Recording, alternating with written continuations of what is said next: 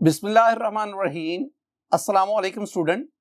I am Wajid Ali Kambo, chemistry first year, chapter 8, and today we are going to study ionization constant of acids and ionization constant of bases.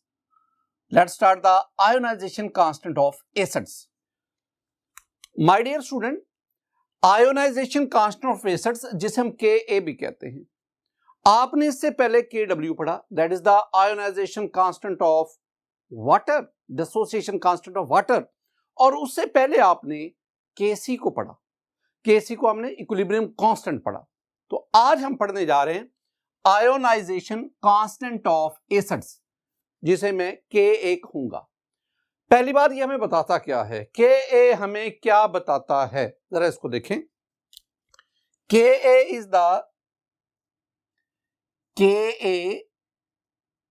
is the quantitative measurement of या quantitative measure of strength of an acid। तो किसी भी acid की strength को quantitatively value के साथ major करना, that is called the Ka।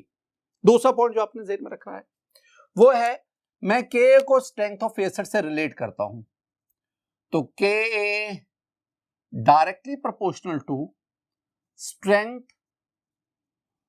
Of an acid. Strength of an acid यानी greater the value of Ka stronger will be the acid and vice versa. मैंने क्या कहा, जितनी Ka की वैल्यू ज्यादा होगी, यानी लार्जर या ग्रेटर कह लो, larger the value of Ka, अगर किसी एसिड की Ka वैल्यू जितनी ज्यादा होगी, स्ट्रॉन्गर इज द एसिड, वो एसिड उतना ही स्ट्रॉन्ग होगा। आगे पढ़ने से पहले एक बड़ा टेक्निकल पॉइंट है स्टूडेंट, जो मैं आपके साथ शेयर करना चाह रहा हूं। हमने ना जब Kw को स्टडी किया था तो उसमें हमने एक टर्म पढ़ी थी pH, POH, ये हमने टर्म्स पढ़ी थी। अब pH या POH से हमें, ये pH से या POH से हमें किसी भी सॉल्यूशन के एसिडिक, बेसिक या न्यूट्रल होने का पता चलता है। और हमने कहा था कि अगर किसी सॉल्यूशन की pH वैल्यू 7 से कम होगी तो that is the acidic solution, और जितनी 0 के करीब होगी, यानी 7 से कम होगी, 0 के करीब होगी, 1 होगी, 2 होगी, 3 होगी, तो जितनी के pH वैल्यू 0 के करीब होगी उतना वो एसिड स्ट्रॉन्ग एसिड होगा, और जितनी वैल्यू 7 के करीब होगी उतना वो वीक एसिड होगा। तो क्या pH की वैल्यू से हमें स्ट्रेंथ ऑफ एसिड का अंदाजा नहीं हो जाता? हो जाता है, लेकिन एक प्रॉब्लम है my dear student, concentration change होने से किसी एसिड की pH वैल्यू भी चेंज होती जाती है। एक एसिड है वो एक स्पेसिफिक स्ट्रेंथ रखता है, तो जैसे जैसे कंसंट्रेशन चेंज हो जाती है ना, तो वैसे वैसे उसकी pH वैल्यू चेंज होती जाती है। यानी एक ही एसिड की डिफरेंट कंसंट्रेशन पे डिफरेंट pH वैल्यू होती है।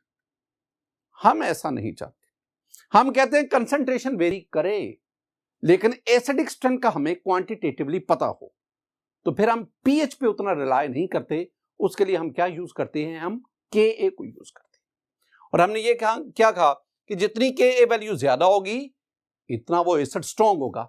आप स्टूडेंट लोअर क्लासेस में 9th में 10th में आप ये पढ़ चुके स्ट्रेंथ ऑफ एन एसिड।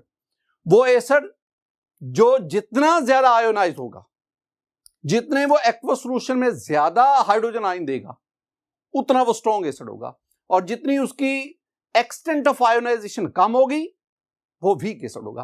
बाज एसिड ऐसे होते हैं जो एक्वस सॉल्यूशन में मुकम्मल तौर पर आयोनाइज हो जाते हैं, लेकिन कुछ ऐसे भी एसिड होते हैं जो एक्वस सॉल्यूशन में आयोनाइज होते हैं बट लेस देन 100%, यानी मुकम्मल तौर पर आयोनाइज नहीं होते।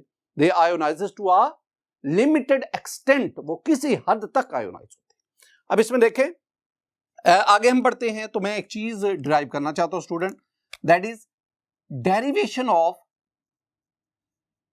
डेरिवेशन ऑफ के ए। ये के ए कैसे मालूम किया? माय डियर स्टूडेंट, अगर आप एक बहुत अच्छा लेक्चर याद करना चाहते हैं ना, आप इसको समझना चाहते हैं इन टॉपिक्स को, आपको ना इन दोनों को साइमल्टेनियसली डिस्कस करना चाहिए। एक ही वक्त में दोनों को डिस्कस करते जाओ। जहां पे आपने आयोनाइजेशन कांस्टेंट ऑफ एसिड लिखा, मैंने इधर आयोनाइजेशन कांस्टेंट ऑफ बेसिस लिख दिया। मैंने के ए इसको रिप्रेजेंट करता है, तो के बी फिर इसको, यानी मैंने ना के ए और के बी दोनों को साथ साथ डिस्कस करना है। पहली बात क्या है? K is the quantitative measure of strength of an acid. Quantitative measure of strength of, इधर हम क्या कहेंगे? हम कहेंगे K b is the quantitative measure कह लो, मेजरमेंट कह लो, of strength of a base. Strength of a base.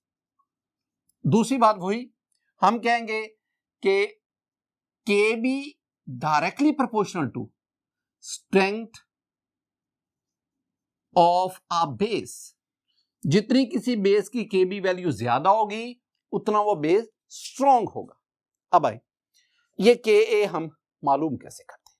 Student, मेरे पास ना ये एक एसिड है HA, मैं इसे कहता हूं this one is monoprotic acid. What do you mean by monoprotic acid? ऐसा एसिड जो एक्वस सॉल्यूशन में एक प्रोटॉन दे।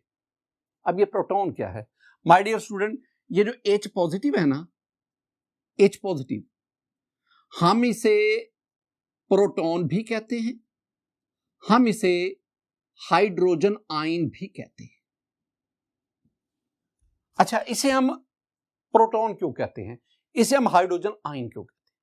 हाइड्रोजन का एटम ले, हाइड्रोजन के एटम के न्यूक्लियस में एक प्रोटॉन, बाहर एक इलेक्ट्रॉन है। हाइड्रोजन एटम, इलेक्ट्रॉन रिमूव करवा दो, आपके पास सिर्फ और सिर्फ न्यूक्लियस बच जाएगा, और न्यूक्लियस के अंदर एक प्रोटॉन है। माय डियर स्टूडेंट, उसी प्रोटॉन को हम हाइड्रोजन आयन कहते हैं, और सिंबॉलिकली हम उसे H पॉजिटिव से रिप्रेजेंट करते हैं। तो इसका मतलब है ये जो H पॉजिटिव है, this one is the proton. Monoprotic acid, वो एसिड जो एक्वस सॉल्यूशन में एक प्रोटॉन देते हैं। अच्छा, डाइप्रोटिक एसिड क्या होगा? हाँ, ऐसे एसिड जो एक्वस सॉल्यूशन में दो प्रोटॉन देते हैं, जैसे H2SO4। मैंने H2SO4 is dissolve in water, it gives 2 proton plus sulphate ion. अच्छा, ट्राइप्रोटिक एसिड क्या होगा? ऐसा एसिड जो 3 H पॉजिटिव देता है, जो 3 प्रोटॉन देता है, I mean phosphoric acid H3PO4। इसको हम मोनोप्रोटिक एसिड कहेंगे when it is dissolve in water. Water में आप इसे डिसॉल्व करें, ये क्या करेगा? अगर आप फॉरवर्ड ले जाएं, ये अपना प्रोटॉन वाटर को देगा और वाटर बन जाएगा H3O पॉजिटिव प्लस। जब अपना प्रोटॉन दे देगा, बाकी इसके पास रह जाएगा A नेगेटिव। रिवर्स में आएंगे, यही हाइड्रोनियम आयन अब H पॉजिटिव इसको देगा और खुद ये वाटर में कन्वर्ट हो जाएगा, और A नेगेटिव H पॉजिटिव लेकर HA में कन्वर्ट हो जाएगा। अगर इसका मैं केसी एक्सप्रेशन लिखूं, तो my dear student, KC expression हम पढ़ के आए हैं, प्रोडक्ट को हम ऊपर लेंगे, concentration of H3O positive, concentration of A negative over concentration of HA and concentration of water। एक बहुत इंपॉर्टेंट सेंटेंस, और वो क्या? माय डियर स्टूडेंट, इस रिएक्शन में water is in large excess, पानी अब बहुत ज्यादा मिकदार में लेते हैं, लिहाजा during the course of reaction there is no considerable change in the concentration of water. The concentration of water is almost constant। क्या कहेंगे हम? Since water is in large excess, पानी बहुत ज्यादा मिकदार में, so its concentration remains almost constant। अगर water की कंसंट्रेशन कांस्टेंट रहती है तो कांस्टेंट को कांस्टेंट की तरफ ले आओ। जब आप लाएंगे तो आपके पास स्टूडेंट ये बन जाएगा Kc concentration of water and we have. अब एक और बात अगले 2-3 लेक्चर में भी स्टूडेंट ये काम आएगी, जहां भी मैं लिखूंगा ना H3O plus concentration of hydronium ion. Actually hydronium ion कैसे बना, इस एसिड ने प्रोटॉन दिया, ये एक वीक एसिड है, याद रखना ये सारी की सारी मेरी कैलकुलेशन वीक एसिड्स के लिए है, और ये जो मोनोप्रोटिक एसिड में ले रहा हूं ये वीक एसिड है, वो एसिड जो बहुत कम आयोनाइज हुआ। इसका मतलब है इस एसिड ने चंद एक प्रोटॉन दिए, वो प्रोटॉन जाके वाटर मॉलिक्यूल के साथ अटैच हो गए और हाइड्रोनियम आयन बना। एक्चुअली ये जो लिखा होता है ना, ये हाइड्रोनियम आयन को ही रिप्रेजेंट करता है, हाइड्रोनियम आयन उसकी रिप्रेजेंटेशन।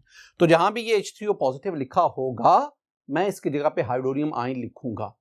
अब देखिए इसमें इसकी जगह पे आपके पास क्या आ गया, ये आ गया आपके पास concentration of hydrogen ion, concentration of A negative, concentration of HA, water तो इधर चला गया। अब इन दोनों का प्रोडक्ट एक नया कांस्टेंट है and this constant is called Ka।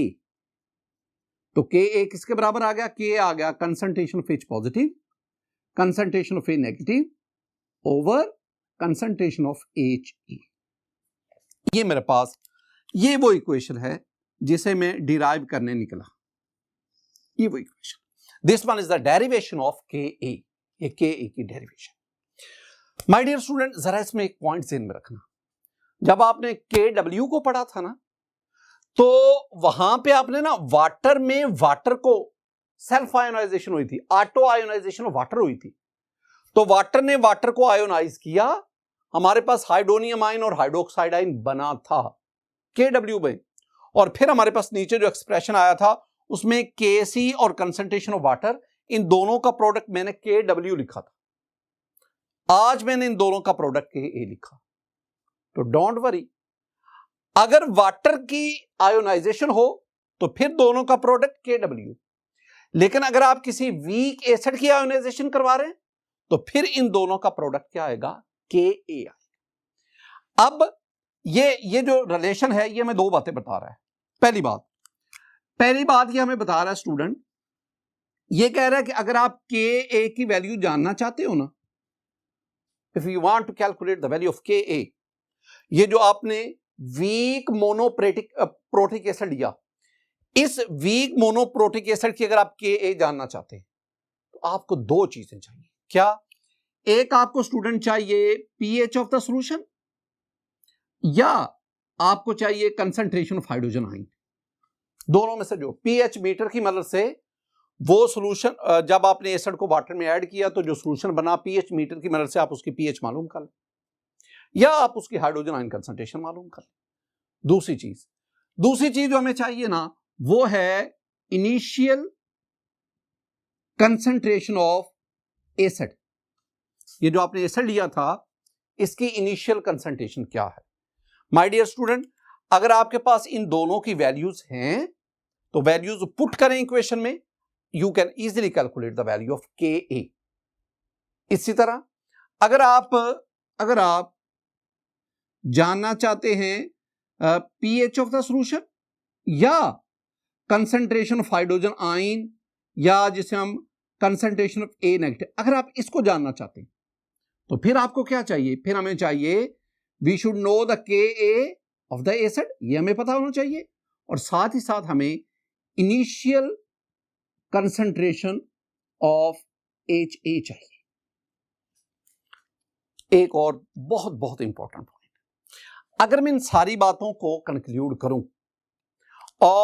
और इस बात को मैं मजीद एक्सप्लेन करूं तो माय डियर स्टूडेंट, हमारे पास रिलेशन वाला क्या बनता है, रिलेशन बनता है कि Ka that is equal to amount of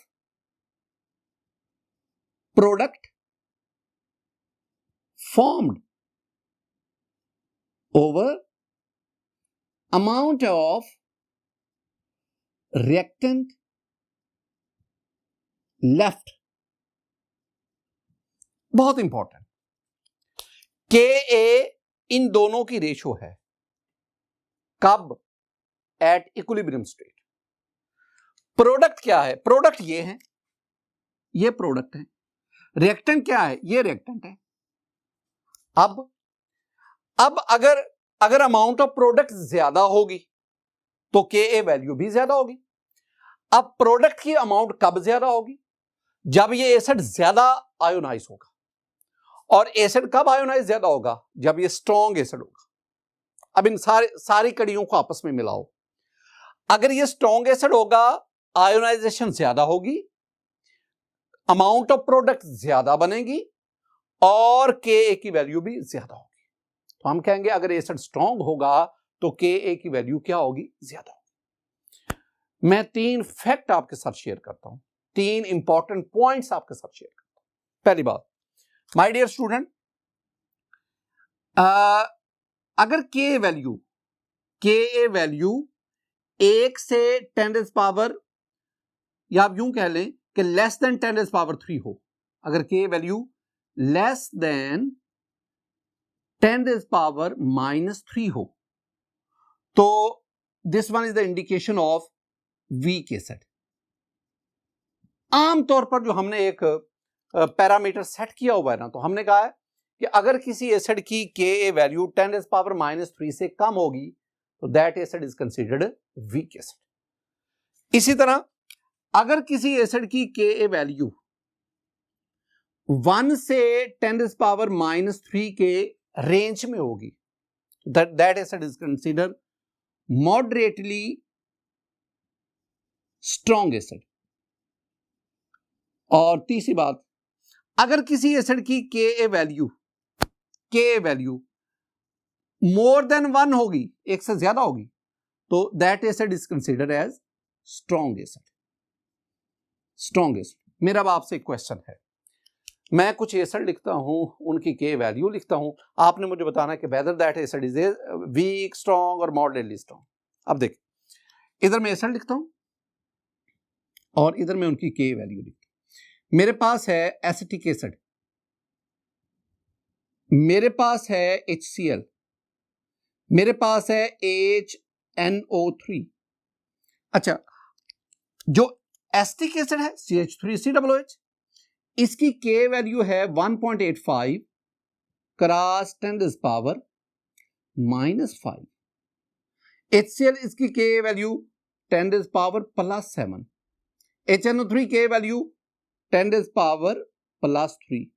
और बाज बुक्स में जो है ना, chemistry in context very aesthetic book, उसमें HNO3 की वैल्यू जो है ना वो 40 लिखी हुई है। लेकिन जो हमारी टेक्स्ट बुक है उसमें HNO3 की K वैल्यू 10 पावर 3 है। ये एक डिफरेंस है, इसको ज़हन में रखना है। अब जरा इसको देखिए, एसिटिक एसिड की K वैल्यू ये देखिए 10 पावर -5 है, इस कैटेगरी में आ रहा है, तो उसका मतलब acetic acid is a weak acid. इसके बरक्स HCl और HNO3, इन दोनों की K वैल्यू ये मोर देन 1 है, तो इसका मतलब है ये दोनों जो हैं they are considered as strong acid. Student, यहां तक हमने ना Ka के मुतल्लिक कुछ बातें पढ़ी, अभी खत्म नहीं हुआ Ka के बारे में। अब हम इसके बिल्कुल पैरेलल Kb के बारे में पढ़ते हैं कि Kb क्या है। हमने क्या कहा कि Kb is the quantitative measure of strength of a base. Kb is directly proportional to strength of a base. जितनी Kb ज्यादा उतना वो बेस स्ट्रॉन्ग है। अच्छा, बेस हम किसे कहते हैं? बेस हम कहते हैं आर्हीनियस है, लॉरी ब्राउनस्टेड है, लीवस है, यूजेनोविच है, मेनी अदर साइंटिस्ट। आपके पास ना कोई 7 से 8 ऐसी थीरीज हैं जो एसिड और बेस को डिफाइन करती है। उसमें एक थीरी है लॉरी ब्राउनस्टेड एसिड बेस थीरी। अब उस थीरी के मुताबिक वो स्पीशीज जो प्रोटॉन दे, H पॉजिटिव दे, वो एसिड है, और जो H पॉजिटिव एक्सेप्ट करे दैट इज बेस। जैसे कि ये देखें, ये मेरे पास अमोनिया है NH3। My dear student, NH3 का वाटर से रिएक्शन करवाएंगे ना, तो ये क्या करेगा? ये वाटर से H पॉजिटिव एक्सेप्ट करेगा, प्रोटॉन एक्सेप्ट करेगा। जब एक्सेप्ट करेगा तो हमारे पास ये बन जाएगा NH4 और सॉल्यूशन में OH नेगेटिव चला गया। तो इसका मतलब क्या हुआ कि इस अमोनिया ने प्रोटॉन एक्सेप्ट किया, लिहाजा it will act as a base. क्यों एक्सेप्ट किया? क्योंकि अमोनिया में नाइट्रोजन के पास लोन पेयर है और लोन पेयर की वजह से इसने प्रोटॉन को एक्सेप्ट किया। आपके पास और कई आयन हैं, मॉलिक्यूल हैं जो प्रोटॉन एक्सेप्टर हैं, और all those are called Bronsted Lowry bases. अब इसमें हमने क्या करना है, इसमें हमने डेरिवेशन ऑफ KB। स्टूडेंट मेरे पास ये एक बेस है, ये मैं इसके ऊपर लोन पेयर शो कर देता हूं। मैं इसका रिएक्शन किससे करवाता हूं? वाटर से। जब वाटर से रिएक्शन करवाएंगे, ये वाटर से प्रोटॉन एक्सेप्ट करेगा H पॉजिटिव। जब ये प्रोटॉन एक्सेप्ट करेगा तो ये खुद बन जाएगा BH पॉजिटिव, और वाटर प्रोटॉन देने के बाद OH नेगेटिव रह गया। अब आप इसकी ना KC एक्सप्रेशन लिखें, तो KC concentration of product, I mean BH positive की कंसंट्रेशन, OH नेगेटिव की concentration over concentration of B and concentration of water. मैं दोबारा यहां पे कहूंगा कि since water is in large, ये जो मैंने सेंटेंस लिखा बिल्कुल same sentence, since water is in large access so it's concentration remains almost constant, लिहाजा इसको इधर ले जाए। जब ले जाएंगे तो आपके पास बनेगा KC concentration of water that is equal to, ये वाटर इधर चला गया, तो concentration of BH positive OH negative over concentration of B।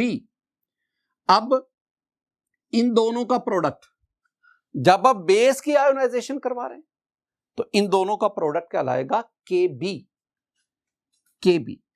तो मेरे पास ये KB क्या आ गया? Concentration of BH positive OH negative over concentration of B। My dear student, ये दूसरी इक्वेशन थी जो हमने यहां से डिराइव की, बिल्कुल सेम सेंस, वही अंदाज जो हमने KA के लिए इख्तियार किया। अब इसमें भी तीन बातें, इंपॉर्टेंट पॉइंट तीन। क्या पहला इंपॉर्टेंट पॉइंट है?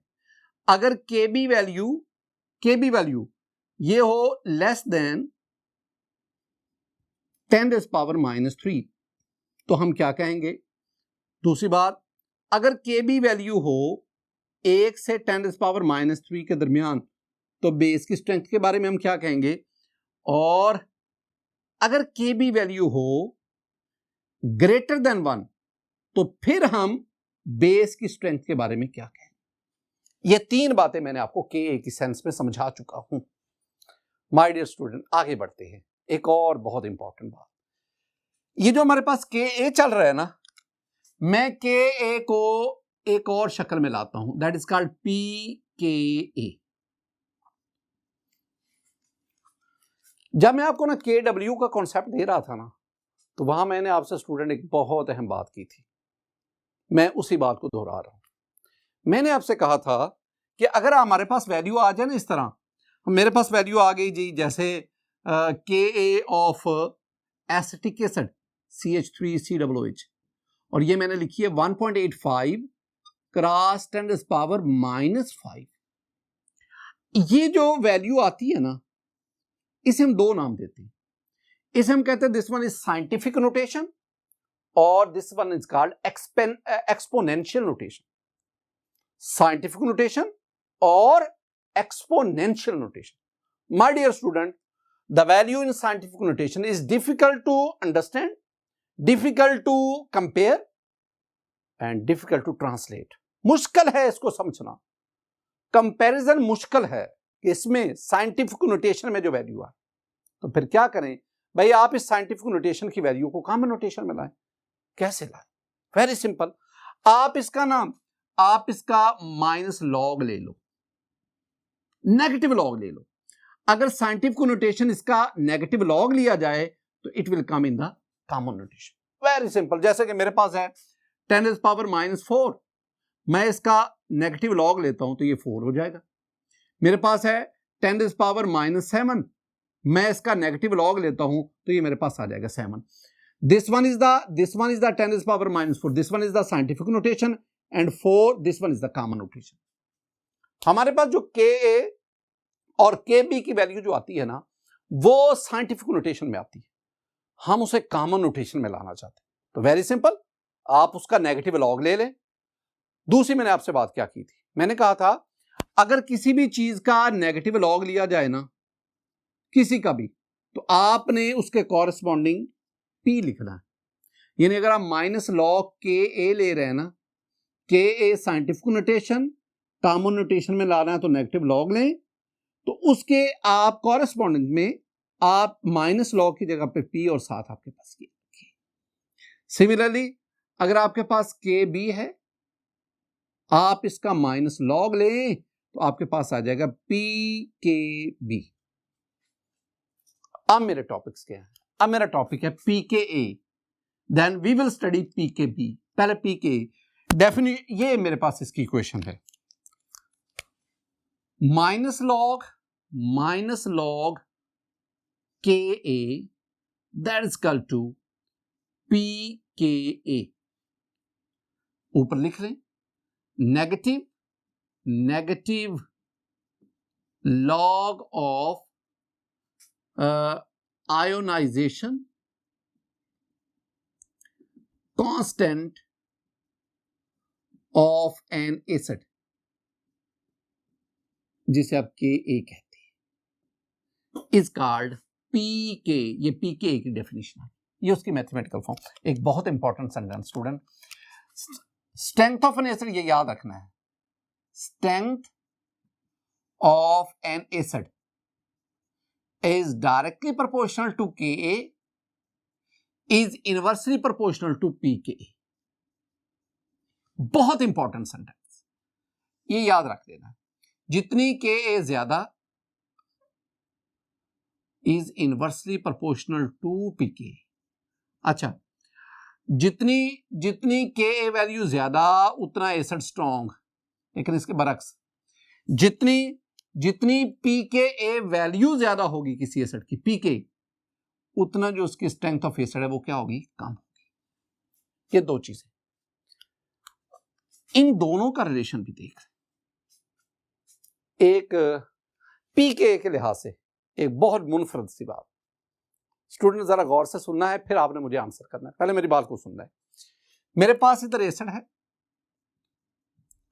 इधर मैं उसकी Pka लिखता हूं, फिर मैं आपसे कंपैरिजन पूछता हूं। फर्ज करते हैं मेरे पास एक एसिड है A, एक एसिड है B, एक एसिड है C, तीन एसिड्स हैं। फर्ज करते हैं इसकी Pka वैल्यू है 2, इसकी 3 और इसकी 5। फर्ज कर, तीनों एसिड्स की Pka वैल्यू आपको बता दी। अब देखें, मैंने कहा कि जिसकी Pka ज्यादा होगी वो वीक एसिड होगा, उसकी एसिडिक स्ट्रेंथ कम होगी, और जिसकी Pka कम होगी वो स्ट्रॉन्ग एसिड होगा।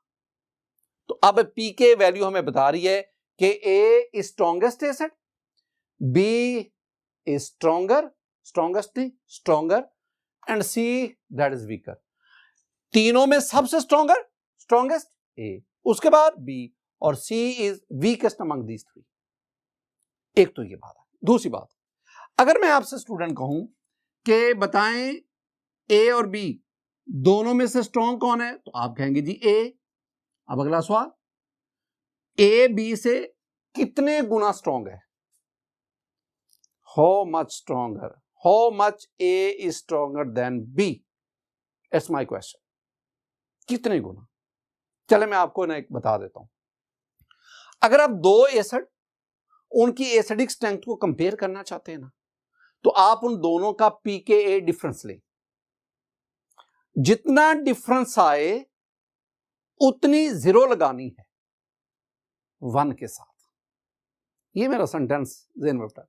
मैंने क्या कहा, दो एसिड्स का Pka डिफरेंस लेना है, यानी दो एसिड की स्ट्रेंथ आप दें, कौन स्ट्रॉन्गर है कौन वीकर है, कितने गुना स्ट्रॉन्गर कितने गुना वीकर, आप दोनों की Pka का डिफरेंस लें, जितना डिफरेंस आए उतने जीरो लगाने हैं, किसके साथ, 1 के साथ।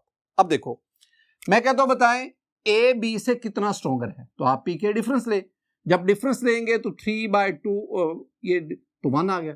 तो मैंने क्या कहा, जितना डिफरेंस आए उतने जीरो लगाने हैं, तो 1 जीरो लगाना है, किसके साथ, 1 के साथ। तो इसका मतलब है acid A is 10 times stronger than B। इसी तरह अगर मैं आपसे कहूं कि बेटा जी बताएं कि इन दोनों में B और C दोनों में स्ट्रॉन्ग कौन है, आंसर B, C वीक है। अब दूसरा सवाल, B C से कितने गुना स्ट्रॉन्ग है, दोनों का pK डिफरेंस लें तो 5 - 3 दैट इज इक्वल टू 2। तो क्या करना है, यस आपने कहना है कि जितना डिफरेंस है 2 डिफरेंस है तो 2 0 लगानी है, किसके साथ, 1 के साथ। तो इसका मतलब हुआ कि B is 100 times stronger than C। अगर आखिरी बात, अगर मैं आपसे कहूं कि बताओ जी A और C दोनों में से स्ट्रॉन्ग कौन है, तो आप कहेंगे जी A, क्योंकि इसकी pK कम है, C वीकर एसिड है। तो A C से कितने गुना स्ट्रॉन्ग है, दोनों का डिफरेंस लें, 5 - 2 दैट इज इक्वल टू 3। तो आप क्या करेंगे, आप 3 0 लगाएंगे, 1 2 3, किसके साथ, 1 के साथ। तो C is 1000 time weaker then A, या कह ले A is 1000 time stronger than C। ये सारे का सारा जो आप कंपैरिजन कर रहे हैं आसानी से कर रहे हैं, कब, जब आपने वैल्यू किस में लाए, pKa। My dear student, pKa की तरह भी है the pKb same -log Kb that is equal to pKb। और ये भी वही सेंटेंस है कि strength of a base is directly proportional to Kb and inversely proportional to pKb, ये याद रखना है। और जो मैंने गुफ्तगू की के के बारे में, एसिड्स के बारे में, यहां बेस लिख लो और pKa की बजाय यहां पे pKb लिख दो। तो फिर आप वेरियस एसिड्स उनकी pKb वैल्यू से आप उनकी एसिड बेसिक स्ट्रेंथ को कंपेयर कर सकते। माय डियर स्टूडेंट, आज के लेक्चर में हमने Ka और Kb दोनों को स्टडी किया। आज हमने कंपैरेटिव स्टडी की और at the end of lecture हमने pKb और pKa उनको स्टडी किया। मेरी दुआ है कि अल्लाह ताला आप पर अपना फजल और करम फरमाए, अल्लाह ताला आपके इल्म में इजाफा फरमाए। अस्सलामु अलैकुम व रहमतुल्लाह।